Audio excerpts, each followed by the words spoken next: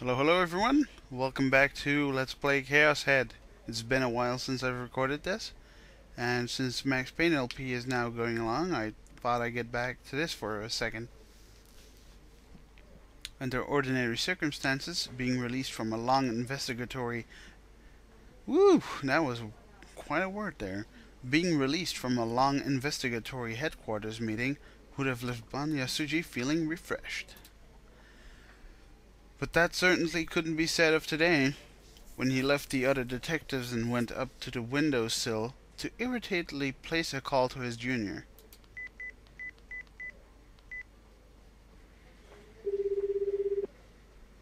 His partner, Sua, hadn't shown up at today's investigation meeting. Ban's personal feeling about it was, sure, even I want to skip, but what are you thinking, abandoning your senior like this? At first glance, Sua seemed like a frivolous sort of man, but in reality he was a serious detective with some real backbone to him. Considering how Ban valued him, his ditching the meeting today came unexpectedly.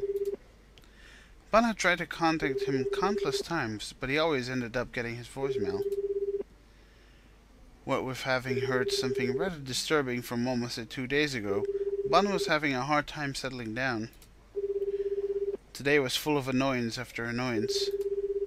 Aside from the thing about Sua, there was also the fact that he reported about the GE raid in the meeting earlier. Matsunaga shot him down with. We don't have time to deal with idle gossip. Please, don't let things get any more aggravating than this. Ban let out a small sigh as he waved his fan at his face. Which was when his call went through, and he heard his junior...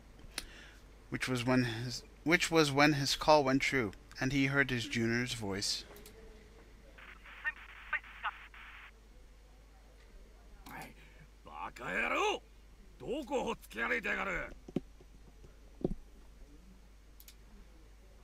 The connection was terribly low quality. Ban scratched his short hair, wondering where in the boondocks Sua had gone off to.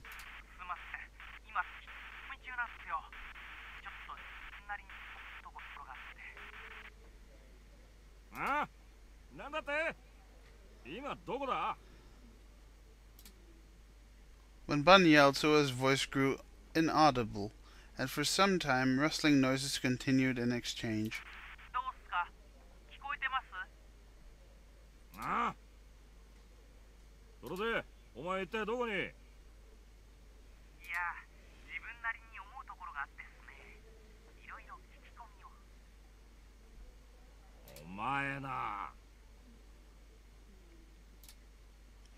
He couldn't praise Sua for taking unauthorized independent action. Since Ban himself was constantly taking unauthorized independent action, however, he couldn't help smiling dryly at the thought that maybe all their time together had led to him having a bad influence on Sua, his junior.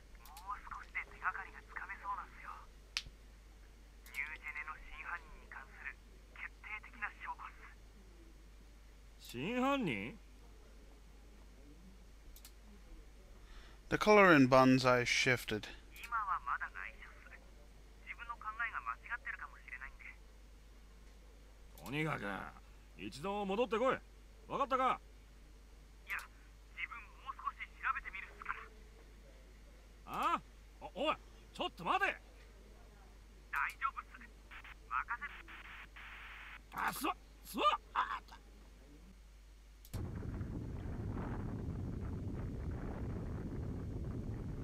What the fuck?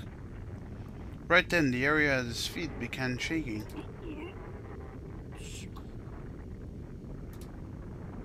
The shaking gradually grew fiercer and fiercer, to the point that he couldn't stand up straight. Ban crouched in place without a moment's hesitation.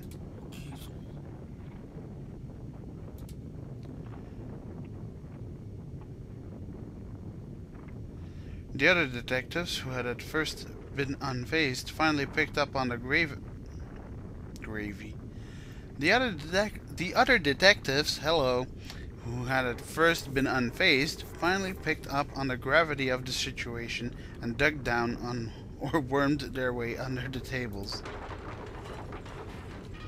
The clock hanging on the wall, and the pens and paper cups set on the table, the projection equipment, they dropped to the floor one after the other, sending up violent crashing noises. The two whiteboards lined up at the head of the conference room also collapsed. It was almost like being in a plane that had just entered turbulence. So it seemed to Bun. It felt as if his feet weren't meeting the ground. His entire body rocked, sending him swinging around from side to side. This could conceivably be a 5 or 6 magnitude earthquake. Had the Great Kanto earthquake arrived at last, now of all times? That was when something slammed into Bun's head. He cried out at once. It wasn't that someone had physically struck him. It was an intense headache.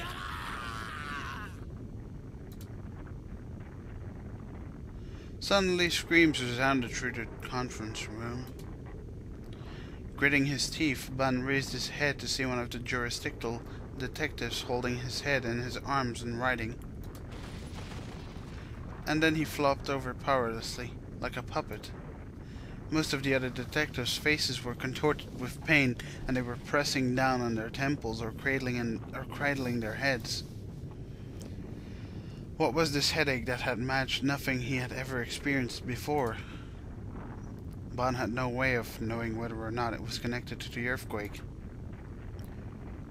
The shaking finally started to dissipate. Bun looked through the window with foggy eyes. It overflowed with milky white light. The brilliance of it prevented him from keeping his eyes open.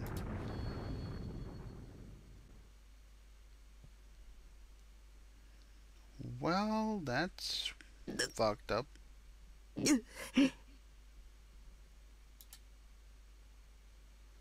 Oh, shiznit. Assaulted by head-splitting pain, I opened my eyes. Dude, all your waifus fell. That's just sick.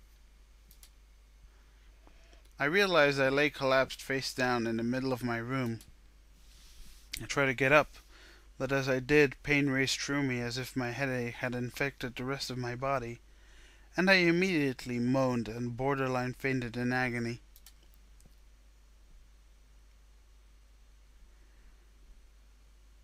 After about 5 minutes worth of riding around, when the pain had started to subside minutely, I grabbed one of the legs of my bed to pull myself up.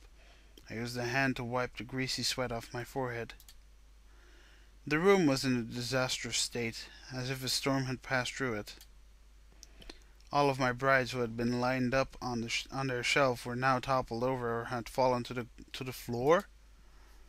The bed was tilted, and the manga volumes and eroge packages piled up on it had come tumbling down, scattering across the floor. Hello. What the hell had happened? If I remembered correctly, someone had called me, "Let me pass," played through the... Oh yeah. If I remembered correctly, someone had called me. "Let me pass" had played through the phone, and as before, it had transformed into something like an ambulance siren by the end.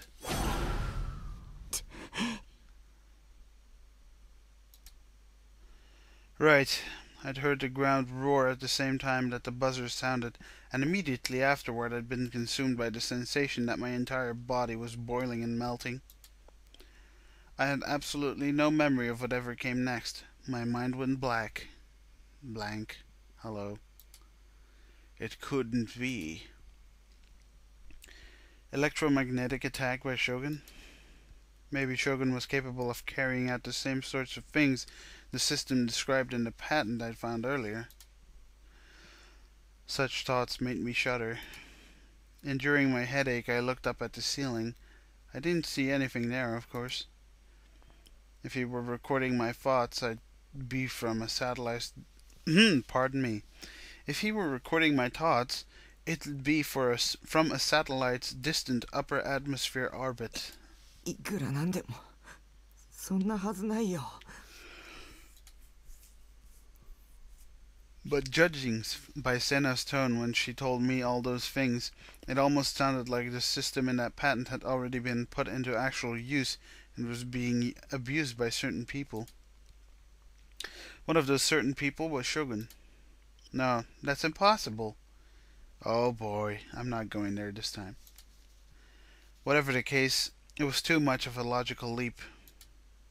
An old man who looked like he might keel over any minute now couldn't have private access to an orbital satellite. Or did it mean he had to be one of the key people in some kind of governmental project? Scaring myself with my own delusions wouldn't change anything. It was a fact that something had occurred, so I figured I would look it up online. I crawled up to my PC, my head throbbing.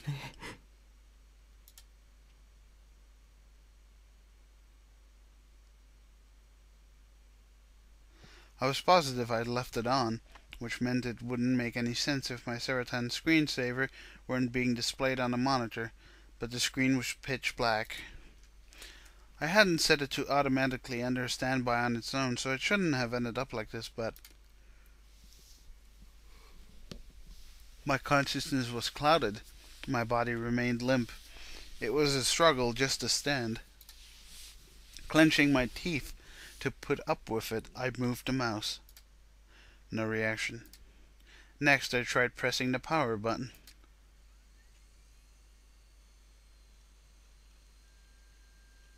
Oh shit. That's no good. The hard disk started making a crunching sound. I plopped myself deep into my chair as I waited for the PC to start up. I reached urgently for my cell phone, which still sat where I'd left it on the table. I checked the time. 13時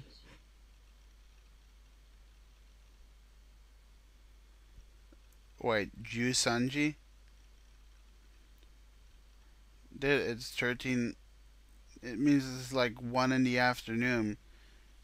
It's 1 in the afternoon, which is 1 p.m., not 1. Dude. Before I'd received that phone call, while I was browsing through info about Ayase and Achan, what time had it been again? When I put my head to work, the stabbing pain grew harsher. What time had it been? Think. Remember. It had definitely... Yeah, it shouldn't have been noon yet. Which meant... 1時間以上も気絶してた Or else, like a sleepwalker, had I been drifting around somewhere for an hour? 僕は無遊病じゃない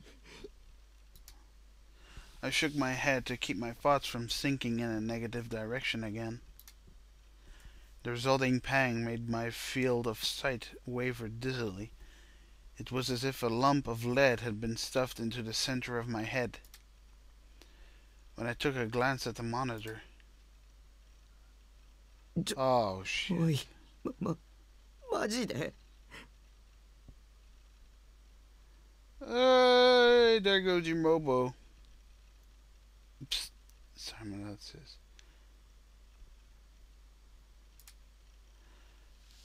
Could this possibly be a hard disk error? 嘘だそんなのありえないあっちゃダメだそんなことになったら全てが終わる Dude, it takes about half a minute to change a hard disk. Not even. And then installing Windows on it takes like, what, 10 minutes? Ups! Who gives a shit, dude? Who the fuck saves shit on the C disk? Yours truly, by the way.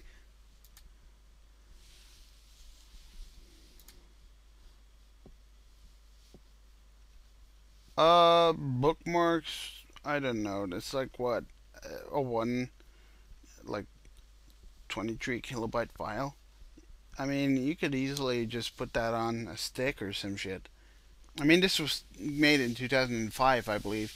So I'm quite sure we had sticks back in those days already. I have a ton of shit on my backup hard drives here. My minimum attendance shift guard charts. Oh wow, you didn't even back that up? This guy is a fucking idiot. And more than anything, that which was more important to me than anything. My NSU save data. Oh yeah, sure. How exactly is an MMORPG based on localization cloud files, like on your PC itself? How is it not in a cloud? Even in 2005, that's like, oh no, my hard drive crashed. Now all my World of Warcraft characters are gone. Oops. くそ。I wanted to scream and cry in frustration. I wanted to bang at the keyboard. I wanted to kick the wall. And even now, I wanted to make sure of whether or not a restoration was possible. But my body felt as heavy as always, and my headache wouldn't recede. And it was all I could do. And all... Ew, what is this sentence? I cannot read. I know good English. And it was all I could do. Simply to sit limply in my chair and bite my lip. That's a fucking weird ass sentence. Good job, fan translators. Good job. It was over. My life was over. The deletion of my insured data meant I no longer had a reason to live. Everything stopped mattering to me. It had all burned away. Just kill me. 待ってタッキー Seraton, lying fallen over on my desk, smiled like an angel and spoke to me gently. 冷静になりなよ円数みたいなオンラインのゲームってセーブデータは全部サーバーに保存されてるんじゃない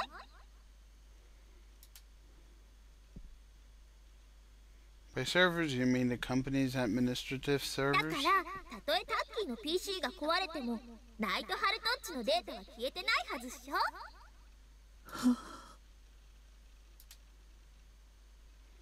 Oh yeah. Thanks to my misty consciousness, I'd forgotten something that basic. Oh, that makes sense then. I felt like I'd discovered a single ray of hope in the midst of despair. Just what I expect from my wife.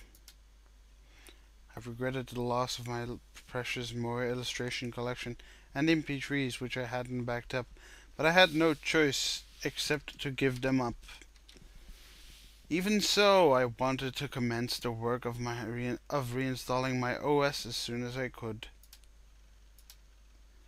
And I wanted to confirm the safety of my NSU save data with my own eyes as soon as possible. Although before anything else happened, I yawned and pissed everyone watching the LP off.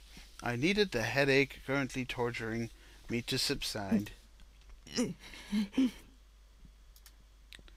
But I very much doubted this pain would do me the favor of disappearing anytime soon. Sweet.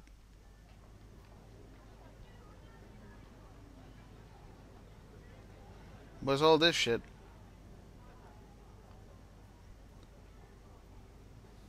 Well, I think this is a good spot to stop it at. I'm not feeling it today, the whole recording thing.